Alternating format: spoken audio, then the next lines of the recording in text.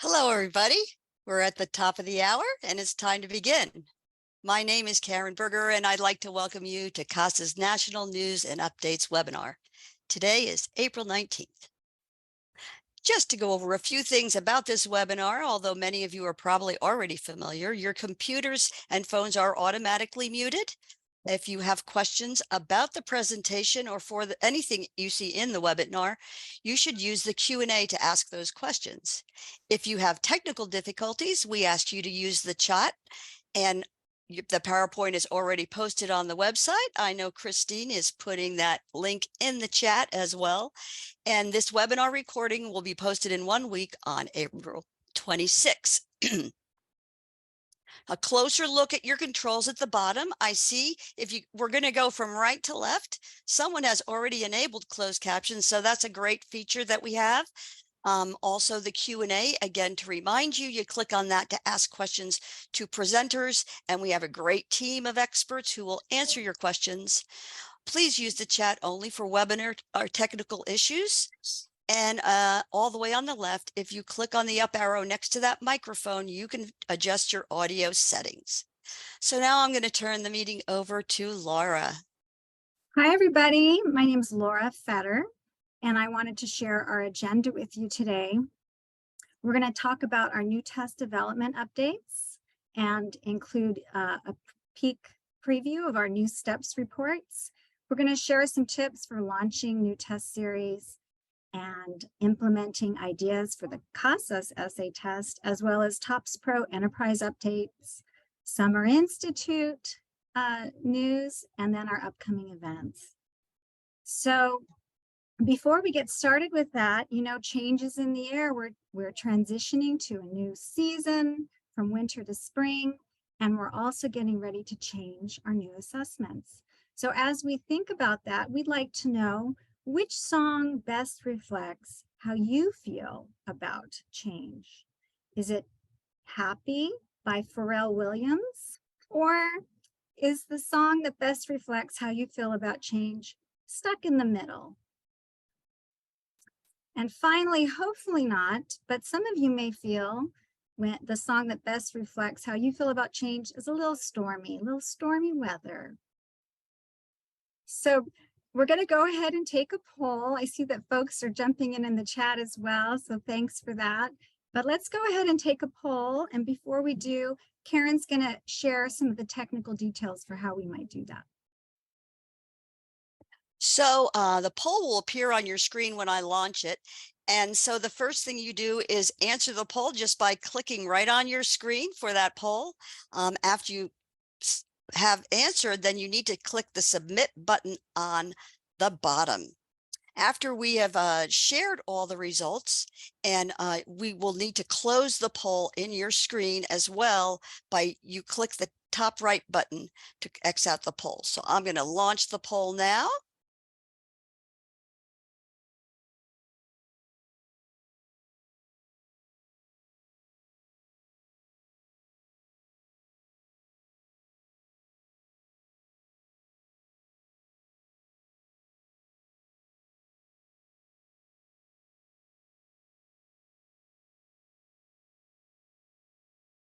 We're getting some great participation.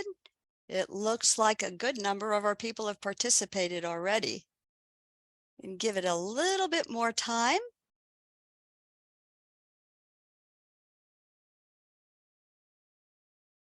It's looking close between Happy and Stuck in the Middle. I think Stuck in the Middle is edging out over the Happy.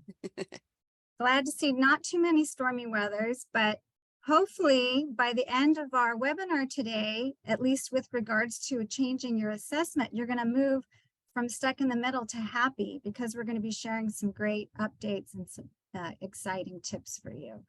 So with that, let me go ahead and turn it over to Daniel Esco. Thanks, Laura. Hello, everybody. My name is Daniel Esco, and I'm going to be doing a little introduction to our new series, as well as providing a little update on the current status of our NRS approved tests. Okay, so for ABE and ASE, just to go over what is currently approved by the NRS, on the reading side, we have our Reading Goals series approved through February 2025. And for math, we have our currently approved Math Goals series, which is approved through March 2024.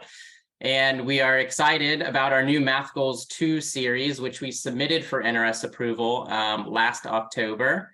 That will be replacing our Math Goals series, but we're still waiting to hear back currently. For ESL, we have our Life and Work Reading 80 series, Beginning Literacy Forms 27, 28, Reading for Language Arts, Form 513 and 514, all approved through February 2024. And for listening, we have our Life and Work Listening 980 series, also approved through February 2024. All of those series will be replaced by our new Reading Steps series and Listening Steps series, both also submitted last October. And we are still waiting for both of those to hear about the approval from the NRS. So once we hear it, we'll let everybody know as soon as possible. So now I'd like to take a few minutes to talk with you about our new Reading Steps, Listening Steps, and Math Goals 2 series. So we've streamlined the structure of these 3 new series. So all of the different points that I'm going to talk about right now apply to each of the series. So all 3 series are aligned to national standards. Since the STEPS series are ESL assessments, they align with the English Language Proficiency Standards, and Math Goals 2, being an ABE ASE assessment, aligns with the College and Career Readiness Standards. All of the tests have been updated with culturally relevant and engaging content about modern life, and we think that you're really going to like what you see there. So all 3 are also available online through eTests Online, also on paper, and they can be administered remotely. Now, results for each of these series are received immediately through eTests Online, and the series' new 5-level structure results in less retesting and better performance outcomes. Since there are 5 levels, there is additional content assessing each NRS level across the series so that we can better understand student proficiencies across the entire continuum. We also have new reports for these new series that we're excited to share with you a little bit later today. Next slide, please. So here you can see a visual representation of the test levels for each of these series. Each test level covers 2 NRS levels in full in an overlapping manner. So as you can see, the level A forms cover NRS 1 and 2, the B forms levels 2 and 3, and so on all the way up. Because of this streamlined overlapping structure, students will always have the opportunity to make a measurable skill gain, regardless of where they score on their pretest. Also, the structure lends itself to a lower incidence of scoring into the inaccurate or conservative estimate range on the forms, which will reduce retesting. And lastly, since each form covers just 2 NRS levels, there is additional content assessing each NRS level, which will result in improved reporting. Next slide, please. Now, before I turn this over, I want to also let you know that new web pages for our new series are live. You can find the test content blueprints and sample items there, and there's a little error here. Later this week, we'll also have the FAQs posted, probably tomorrow or by Friday. Next slide, please. And now let me turn this over to Karen Berger, our National Program Specialist, who will let you know a little bit more about our new series. Thank you. Thanks, Daniel. A lot of great information there. And no, not everything is changing. But we have had a lot of questions from people about what's not changing. So let's take a look. CASAS has had a long history of test development, more than 40 years. All of our recommended guidelines, practices, and procedures are based on years of research. New assessments are needed due to emerging changes in adult education learning theory and the subsequent federal guidelines that are in place. With the new STEP series, the same CASAS competencies you have always known remain as a foundation of the CASAS integrated assessment and curriculum management system. Daniel already mentioned web pages that are live for the STEP series. So you have access to test blueprints, sample test items with links to the competencies and the ELPs, or the English Language Proficiency Standards. These standards were published in 2016. So they've been around for about 7 years. They are not new. These same standards are part of the foundation of the CASAS STEP series and totally aligned with it. Many states and agencies have been building professional development opportunities and training their staff to use these standards to inform instruction. And regarding curriculum alignment, test publishers like Burlington English, Oxford University Press, and New Readers Press, to name a few, have developed curriculum that aligns with the ELP standards. So, more things that won't change. We will not be putting any new training requirements in place. We will be updating existing training options to include the STEP series. We'll still be conducting office hours where you can ask questions. We'll have these news and updates webinars to keep you informed. And our amazing tech support team, I want to say it's unchanged, but they're as awesome as ever, and they're getting better all the time. And one of our most common questions is, do WTUs expire? And they never have, and they never will. Whether you had WTUs or TEUs, they do not expire, and they can be used with any and all of our assessments. Now, our post-testing guidelines are the same. You should administer post-test after 70 to 100 hours of instruction, but not less than 40 hours, and always refer to your agency and state's assessment policy. Remember that pre and post tests must be from the same series. So you'll want to post test with life and work before you begin using the STEP series. Now, we've heard some concern about students going down a level with the new series. Because the new series provides a more precise drill down and are more rigorous, it is possible that a student taking a pre-test in STEPs might be placed at a lower NRS level. However, because using a new series establishes a new baseline for measuring progress, and you can only report one MSG, which is a measurable skill gain, only one per year, moving to the new series will not hurt your program performance numbers. These will not change either. We're going to use the same procedures for administering tests, the same test security guidelines, and we will be able to provide you with pre-configured testing sessions that are configured with the new series, whether it's Math Goal 2 or STEPs. Now, while the STEPs paper testers will have new booklets for STEPs, they do get the bonus and the option of choosing the locator, so they can spend less time pre-testing because the locator is being offered on paper. Now, we want to encourage you to stay up to date, and here's a way you can. We send out global emails, and we rely on those as the best way to keep you informed about national webinars, TOPS Pro Enterprise updates, and other kinds of updates. So in order to do that, you want to go to CASAS.org and log in or create an account. You can then click on your name to edit your profile, and then you want to make sure you check that little box. Yes, I would like to receive email and newsletters. Click submit, and then you can be sure that you will be kept up to date with the most news when we send out those global emails. Now, Astrid is going to share about the new reports with the STEP series and how you can use them to inform instruction. Thank you, Karen. So now that Karen has reassured you all about what is not changing, I'd like to share with you one exciting new change that's coming with our new test series.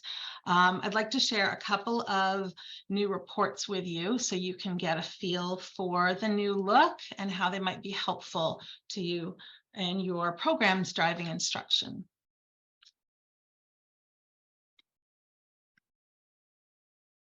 So the reports, as you can see here, they have changed quite a bit. They have a new, clean, colorful look that we think will enable both staff and students to interpret results quickly and easily. I'll share a couple of these reports on these 2 slides, as well as some quick ideas that you might be able to use in your classroom with your staff to help drive instruction. So here we see a student competency area report for reading steps level A. Michael, our student, has done well in 4 out of the 5 competency areas, but this report shows us he could definitely benefit from a little bit of instruction and practice within competency area number 3, which is health. Using this report would help his classroom teacher or tutor design some learning experiences specifically tailored to that competency area, which would help him hone his skills in accessing the healthcare system, understanding medical and dental forms, and being able to be fully functioning adult within that realm. So this chart quickly and easily shows, this report quickly and easily shows that within competency 3, understanding how to access and utilize healthcare system and understanding medical and dental forms lends itself to a whole realm of curriculum and lesson possibilities, creating vocabulary lists, exploring local health agencies or healthcare providers, making posters, using that information to identify who, what, when, where, and reviewing local healthcare agencies and exploring the details of all of those within the classroom. We hope that after some practice in the classroom, when Michael's post-tested, he will show a gain in that competency area. Here's a sneak peek at a task area performance report for Math Goals 2 assessment level A. As you recall, task areas in CASAS assessments refer to the format of the test item prompt. And from this report, we can see at a glance that this student could use some extra instruction and practice using diagrams and measurement scales, 2 practical applications that are useful in day-to-day lives of adults. Again, you can see here I've listed a few off-the-cuff ideas that might be ways to incorporate some of this practice into classroom time. And if we look at the task area, we can see that using diagrams and charts might be something that we can brush up on with this student. Looking at pain scales in medical offices, looking at heat levels and creating heat levels, charts, engaging with that kind of materials in the classroom would really result in some gains on the next post-test. Many, many, many possibilities. We hope that you find these new reports easy to use and easy to incorporate to drive instruction for your students. And it is our hope that they are used in the classroom and you get some nice learning gains from these new test reports. Now I'd like to introduce Laura Fetter, who will be sharing some tips on launching the new test series with your agency. Great. Thank you, Astrid.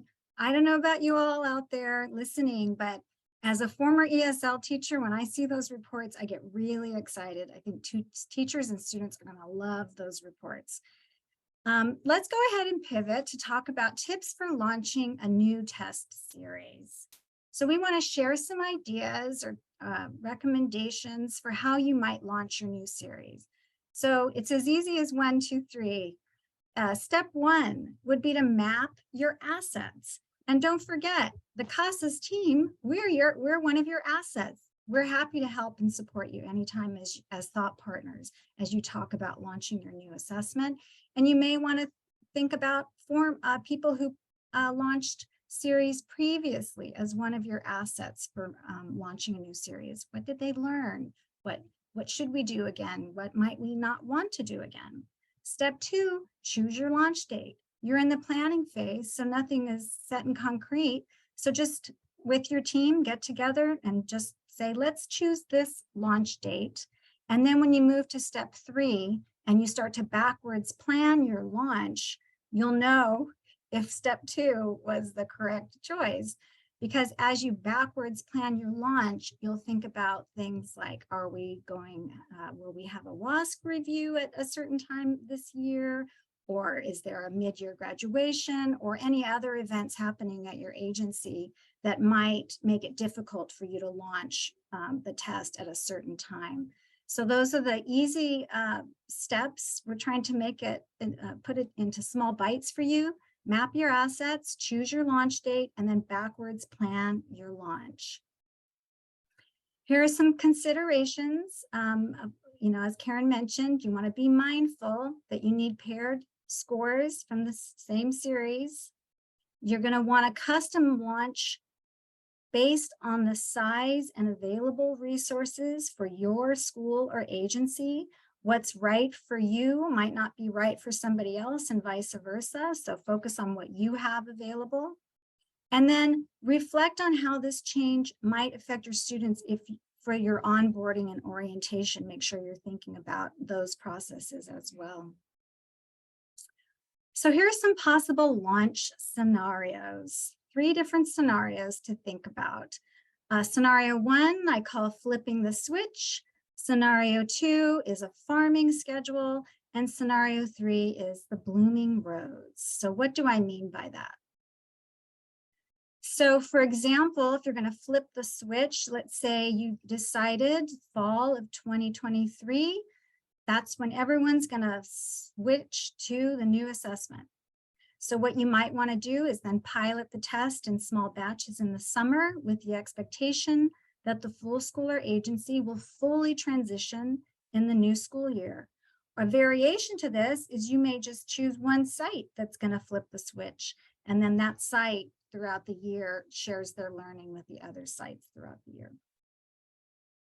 Farming schedule. Let's say you choose July 2024 as your launch date. And this is a very generous schedule because it gives you plenty of time to plan. So in the summer, you start planning your launch. In the fall, you would start to communicate that a new assessment is coming and why. In the winter, you'd start to provide professional development opportunities to key stakeholders. And then in the spring, you could conduct a small test pilot so that you're ready for your launch date. And then finally, the blooming rose. I feel like I have to use an Irish accent when I say that. For example, your launch date is July 2023, and you are going to just start with one ESL level 1 class. And throughout the year, those early adapters will slowly, they'll start with the new assessment, and as they progress from level to level, the schools build out the usage of the new assessment to level 2, level 3, etc. So these are just some ideas to think about as you're planning. And a few recommendations from us would be to saturate your stakeholders with information about what to expect, kind of like what we're doing in our webinar and conferences. We're really trying to let everybody know this is what you can expect and when you can expect it. We're really trying to provide updates regularly so there's no surprises. Ask your teachers to use the eTest sampler. I think when they see the test and then the culturally relevant and responsive questions on the test, I think they're going to be really excited for their students to be able to take this assessment. Also, ask for volunteers to pilot the assessment. There's nothing worse than being voluntold to do something. Let's honor our teachers to pilot the assessment. Invite teachers to share the level appropriate sample questions with their students. Those are already on our website, so they could start sharing those sample questions to get a feel of how students are doing with answering those questions. And then finally, create targeted professional development for specific audiences. So you would create a special PD for your administrators, something a little different for your coordinators, and then different for your teachers. So those are just some recommendations, some tips to hopefully alleviate some of your fears about launching a new test series. And let me go ahead and turn the baton or pass the baton to Janice Farah, who's going to share some wonderful and exciting news about our essay test. Thank you, Laura. We've been talking about the new CASAS essay test since it was first released last October to over a dozen pilot agencies. These agencies have given us valuable feedback about the assessment and shared how they're including more writing instruction into their current classes, as well as creating new workshops on topics such as the introductory paragraph and the closing paragraph. As you know, writing an essay requires additional skills more than just a short answer on a homework assignment or a business email. Now, maybe you've never heard of the CASAS essay test. First, let me share 3 slides to review the rubrics of the test, how it looks to a student, and how to prepare for this new assessment. The CASAS essay test assesses a student's writing skills quickly and provides a report with detailed recommendations for improvement. It's auto-scored using a trained AI knowledge base that's been in use with NEDP, National External Diploma Program, for several years. It's fast, it's efficient, it saves teachers valuable time for having to hand score dozens of essays per class.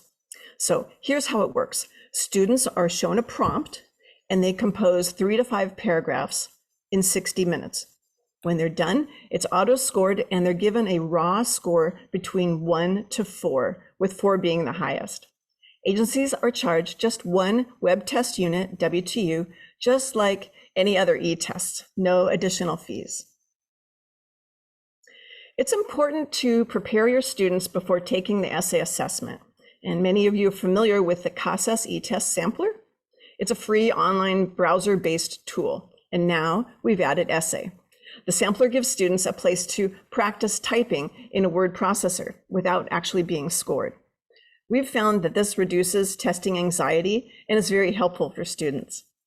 Teachers can demonstrate to their students in advance in the classroom what the essay test will look like.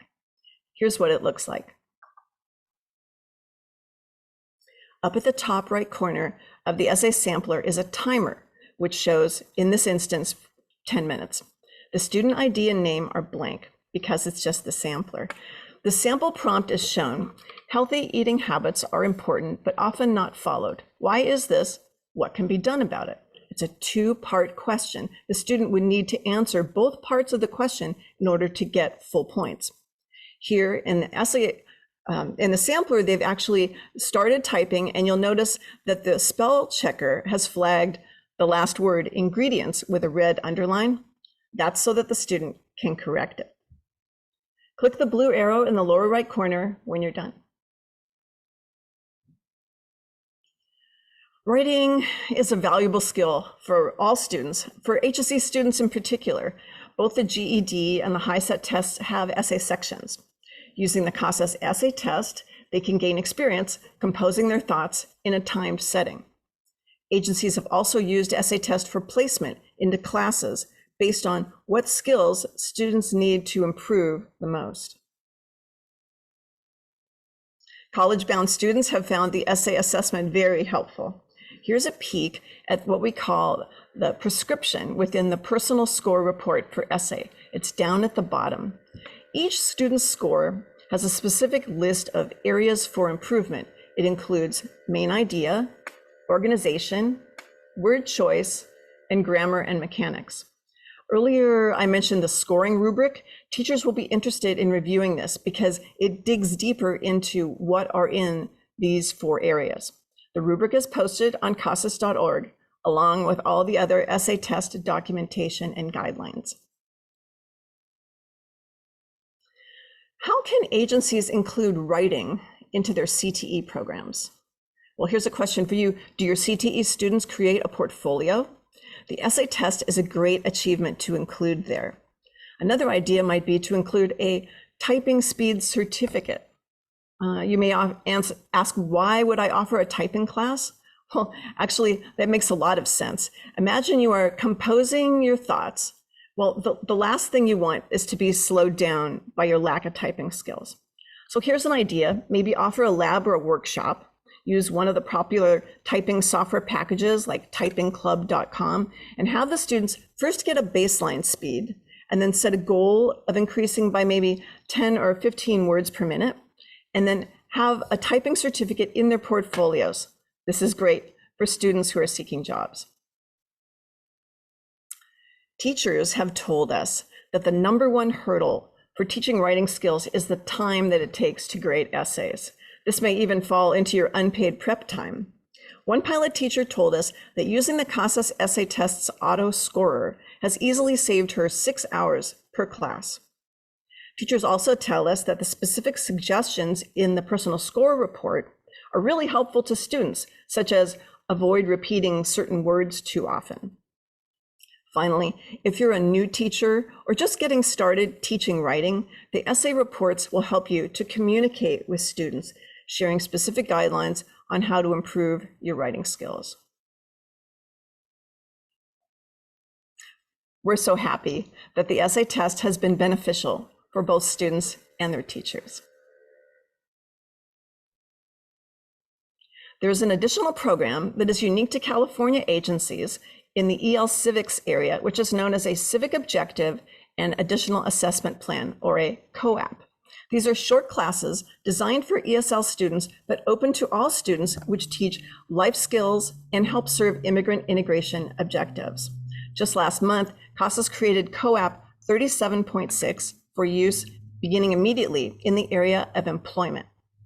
The essay test form 901W is used in task 3 of the COAP 37.6. It awards points to the students based on the raw score between 1 and 4.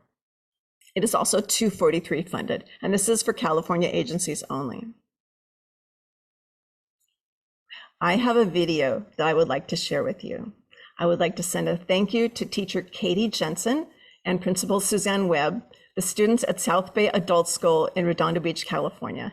They shared their thoughts about what it's like to take a CASAS essay test and how they hope improved writing skills will help them in the future. Karen, can you play that video, please?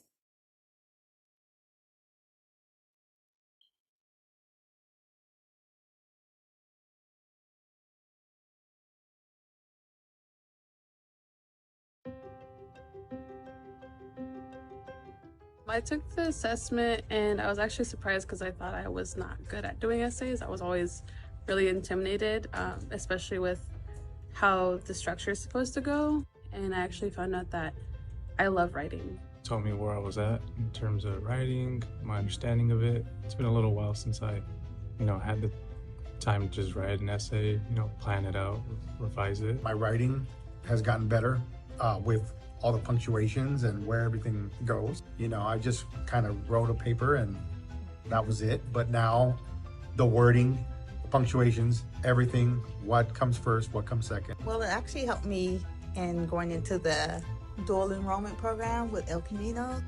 What it did help me with is get confidence again in myself and then, try harder and want to do it more. Everything that I learned will help me in the long run with what I will do next, because this is just the, beginning.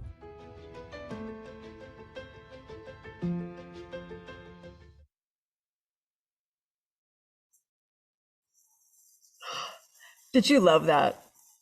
We are looking forward to South Bay Adults panel discussion at the CASAS Summer Institute. So they're going to be sharing more details about their innovative programs. Well, this concludes the essay segment. If you'd like to get started, please reach out to tech support at casas.org, or you can email me, jfera, F-E-R-A, at casas.org, and we will help you plan your next steps. Please join me in welcoming Richard Ackerman, who's up next to talk about Take a Test. Hello, everyone. I'm going to be talking about Take a Test. It's a short presentation. What it is it's a kiosk mode that's built into Windows 10 and Windows 11. And what it does is it restricts the operating system to one application. So in our case, that's CASAS eTest, and it creates a secure environment. We currently have a secure browser, but it's an external third-party product, and we're moving now to Take a Test. So I'm going to present why we're doing that and what it's about. So why Take a Test? The first thing to say is that it does provide the same functions as a secure browser. So that's obviously important. The other is that it's conforming with what we're already using, because we have kiosk devices for the Chromebook and for the iPad. and it reduces time and resources and maintenance for CASAS and also for your IT team. So your IT team, whoever supports you and sets up your security and your networks and so on, will find this much easier to implement than the secure browser was. And the main reason is that there's no conflicts with firewall or network security, because the secure browser would interact with those. So as I said, the one thing that's the same about both of them is that they lock down the test station. So that's the one thing that's the same. But then the differences are that with the secure browser, it's a separate application that downloads in your memory before testing. It interacts with your firewall because it's something that is going out to the internet and saying that things are secure, and it runs in the background. Whereas kiosk mode, because it's built into the operating system of Windows, it doesn't need to interact with your firewall. Nothing has to run in the background. And so that's going to be something that will relieve some IT teams that are looking for those kinds of things happening in the background to keep your network secure. So kiosk mode for safe testing is now available in Chrome OS. It has been for some time. It's called the Chrome kiosk mode. In iPad, it's called guided access. And in Windows, it's called take a test. So is it compatible with all versions? No, there's only one exception, and that's Windows 10 or 11 Home. But your school will not have that. Your school will have Windows 10 or 11 Pro or an Enterprise or other version, or it will have the Windows Student Edition. Those are all compatible because those all have the kiosk mode built in. It's only Windows Home that doesn't, and that kind of makes sense because Microsoft designed this to be a testing environment for schools. And so they didn't put it into their home application of Windows. So how to set up? What's involved in setting up Take a Test? How long will it take? Does your IT need to have some support in using it? Amazingly, it's actually as simple as copying and pasting into your browser a link that we give you. And this is probably the better way, is for your IT team just to create a shortcut. And that shortcut will have an embedded link that we give you, and they'll put it on all your test stations. So that's really it. You click on the shortcut, and that launches you into the eTest kiosk mode. Why is it that easy? Because Take a Test kiosk mode is built into Windows, and the link that we give you tells the operating system that eTest needs to be locked down. So when the student finishes a test and either a staff member or the student exits from eTest, then the lockdown mode ends. So that's all it is. It's just a link. So when can we use it? It's available now, but we want to pilot test with it first. So we're looking for volunteers. And we suggest that the way to start out is just one workstation or test station at a time, because you can run it simultaneously. You can have your operation as it is now using a secure browser and just choose one test station and say, okay, I want to try the kiosk mode with this one. You just create that shortcut, you click into it and take the test. And if you're comfortable, if your IT team is comfortable with how that's going, then you can just expand to more test stations, at whatever rate that you are comfortable with. We don't have a date for when we're going to retire the secure browser. We don't want to do that until we hear back from you on how easy or how difficult or what obstacles there may be with implementation. We assume it's going to be very easy, but we'll only set a date after we know what's viable for you. So at this point, we're just looking for volunteers who will give us a chance.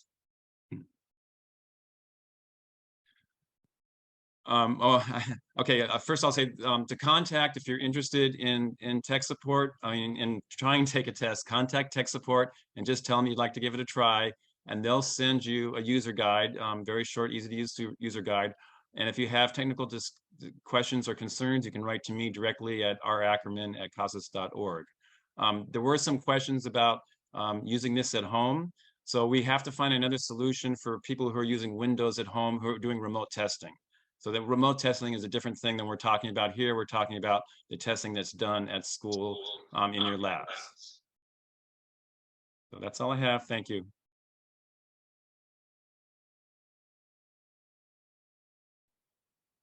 Thank you, Richard. We're going to turn to another poll now. It's time for another poll, and we'd like to know from you what type of training you prefer. So your options will be in-person training, online synchronous training, online asynchronous training, or a hybrid, a combination of any of those. Over the past few years, the options for participating in training have expanded, and we know that you all probably all have your own preferred modality. So we're curious to hear, how do you learn best?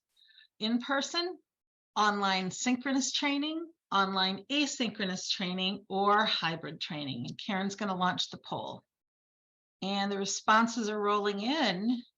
Looks like in person and hybrid and online synchronous are the leaders. Is that just about everybody? Karen, give it another minute or so. We're about 76% right now, and then I'll share the results so everybody can see. Great. Thank you, Karen.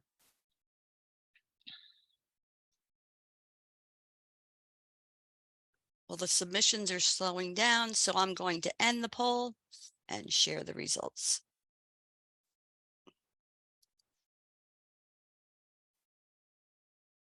So there you have it. Looks like in person by a nose. What do you think, Karen? Absolutely. I think everybody likes a variety of training options, and we're happy to be able to provide those. Thank you, Karen.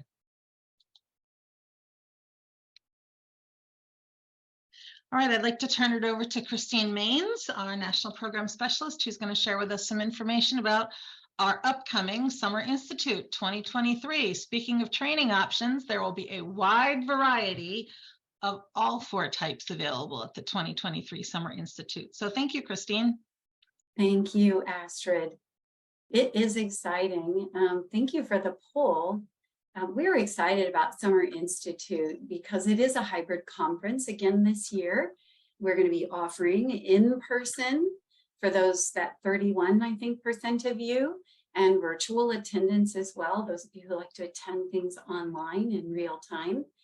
So please join us for this in-person event or for virtual. We are offering both types of sessions as well as some hybrid sessions at the Hyatt Regency in Orange County. There'll be all kinds of implementation, technology, labs, workshops, and panels. So you won't want to miss this year because as we've talked, there are lots of changes.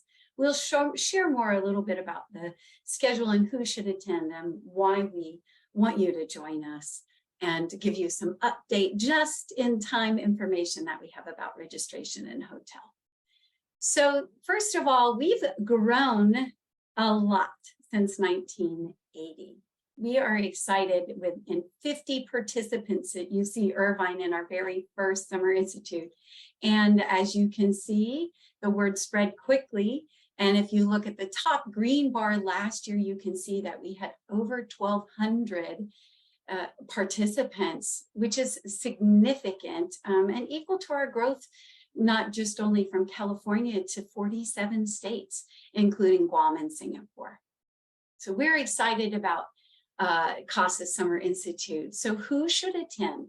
Well, first of all, over 650 of your colleagues have already registered for Summer Institute. And so far, those attendees are from 22 states across the country. And they hold a variety of positions within their agency. So what better opportunity for those of you who like to be together, whether you're in person or virtual, as the poll suggested, there are so many opportunities to network. So when we look at this quote, successful innovation requires relentless commitment, consistency, and collaboration. Which one of those questions, which one of those words speaks to you? Commitment, consistency, or collaboration? When you think about being together with your peers and colleagues, which one appeals to you?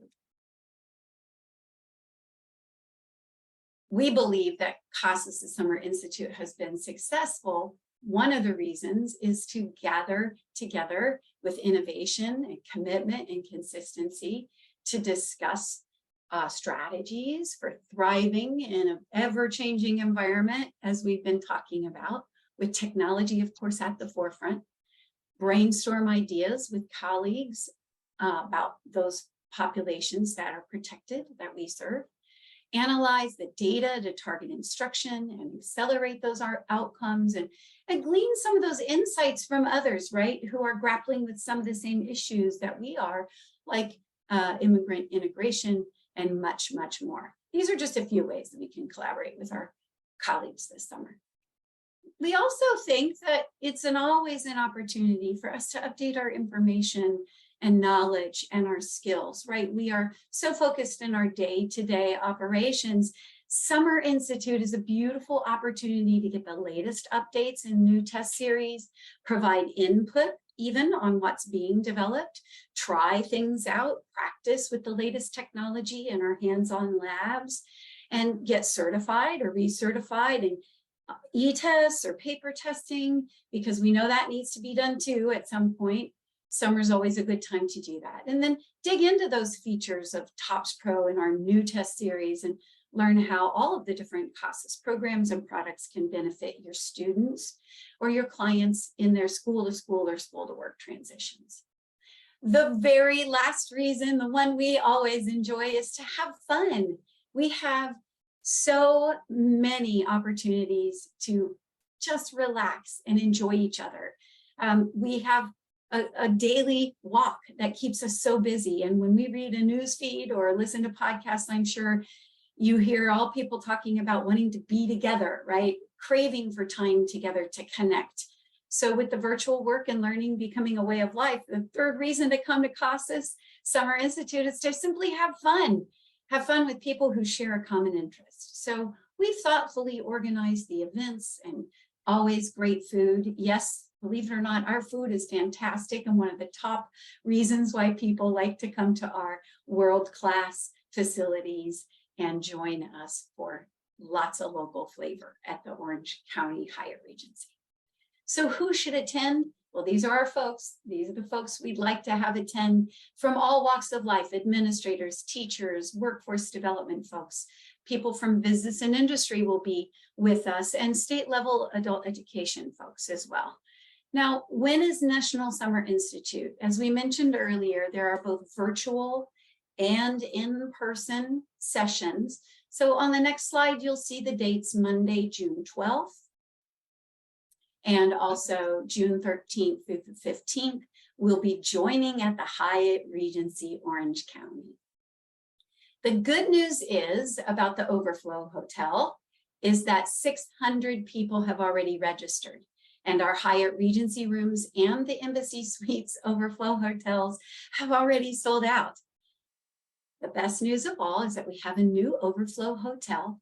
So we want you to know that just in the Residence Inn by Marriott Anaheim Resort, which is a walkable distance, we've secured a hotel rate of $199, and those rates are subject, of course, to the state and local taxes. So if you have not booked your registration or your room for Summer Institute in person, we definitely recommend that you click the Summer Institute button on our welcome page, our home page, and check out the information there about the Marriott, which will be updated shortly. Now, there are some shifts in CASAS implementation training that we've been talking about. We want to make sure that you're aware of all of those. First of all, Module 1 is Implementation Basics. And we will, this module covers the basics of CASAS implementation, gives you a nice brief overview of e-tests and paper tests, but the test administration is pulled out of Module 1 now. And it's also not involved in Module 2 and 3. You'll learn more about how to get started with CASAS e-tests in Module 2 and how to get started in Module 3 for paper test implementation. But we've added, as you'll see, in Module 4 for instructional implementation, our training online, for those of you who liked that online training on your own time. Module 4 has been split into 2 shorter modules for interpreting test results and instructional reports. Both of those count for Module 4. Now at Summer Institute, for those of you who like our in-person time together and will be joining us, these will be 90-minute sessions, both in person and virtual. So those trainers will be customizing that Module 4 training around your instructional questions. We're excited about that session as well. Now, of course, we are offering proctor certification. And as I mentioned, those test administration training instructions are involved in both e-test proctor certification as well as the paper test proctor certification. So you'll want to be sure to check out those trainings to get certified to be a proctor for e-tests or for paper test administration. For your SI paper test proctor certification, this is a complimentary training, and those sessions will be offered both in person and virtually. We're excited about the in-person and online virtual sessions because we'll be using some new case studies for both our ABE and ESL populations. And what those will include the new STEP series and Math Goals 2 series. For your e-test proctor certification, of course, you can join us in person in one of our hands-free or hands-on tech labs for Intro to Proctoring CASAS e-tests, and also virtual e-test proctor certification. And in those sessions covering starting and stopping sessions and much, much more to meet those certification or recertification needs. Now, lastly, we want to share just a lovely quote from some folks and what they're saying. We have lots of folks sharing good feedback from last year. So take a look at that on our website. Of course, registration is open and there are two options. You can register for in-person or virtual. And if you're in person, we have those technology lab fees.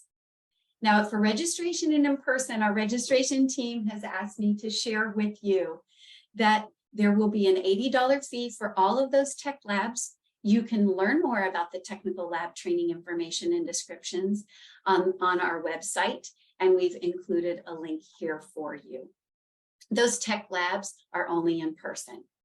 Reminders to finish and pay. We have several folks sitting in the holding pattern where they have chosen to register, but they have not made payment. So our registration team has asked us to make sure you know that your registration is not complete until you have paid either through a PO or a credit card.